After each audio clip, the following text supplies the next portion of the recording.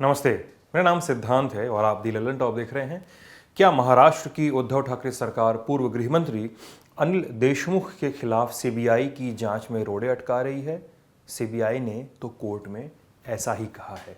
जी, CBI ने Bombay high court से कहा है कि महाराष्ट्र सरकार अनिल देशमुख के खिलाफ जांच में दखल दे रही है और जांच भटकाने की कोशिश कर रही है। साथ ही सीबीआई ने यह भी कहा है कि महाराष्ट्र सरकार जांच से जुड़े दस्तावेज सीबीआई के साथ साझा नहीं कर रही है। इस मामले पर बॉम्बे हाई कोर्ट ने महाराष्ट्र सरकार को नोटिस जारी कर दिया है। इसके साथ ही सीबीआई ने मुंबई पुलिस के कुछ अधिकारियों पर उसे धमकाने के आरोप लगाए हैं। Additional solicitor general Anil Singh ने जस्टिस एस शिंदे और जस्टिस एनजे जमादार की खंडपीठ से कहा कि डॉक्यूमेंट मांगने वाले सीबीआई के अफसरों को मुंबई पुलिस के एक अधिकारी द्वारा धमकी दी जा रही है। कोर्ट ने इस बात का संज्ञान लिया कि सीबीआई टीम को कथित तौर पर धमकी देने वाला पुलिस अधिकारी असिस्टेंट कमिश्नर ऑफ पुलिस यानी एसीपी की पोस्ट पर काबिज है। जस्टिस एस शिंदे ने सरकारी वकील अरुणा पाई से कहा कि वे उक्त अधिकारी को समझाएं। कोर्ट ने यह भी कहा कि ऐसी परिस्थितियां न बनाएं जहां कोर्ट को लोगों को काम पर लगाना पड़े। हाई कोर्ट ने कहा कि उसके आदेश का पालन होना चाहिए संपूर्णता में।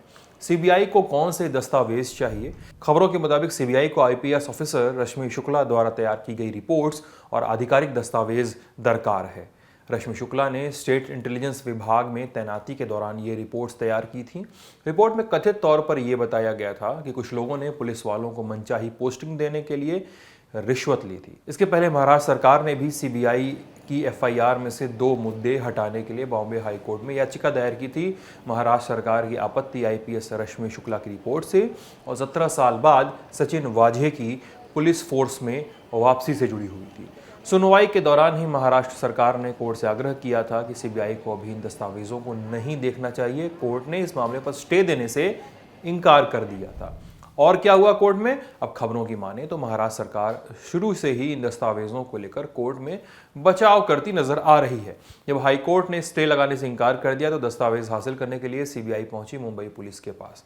उसने कोर्ट में दायर किए अपने जवाब में कहा कि महाराष्ट्र सरकार ने कोर्ट के आदेश के बावजूद कागज देने से इनकार कर दिया है। सीबीआई के मुताबिक महाराष्ट्र सरकार ने जवाब दिया कि चूंकि इस मामले में वो सुप्रीम कोर्ट जा रहे हैं, इसलिए वो कागजात सीबीआई के साथ शेयर नहीं कर सकते हैं।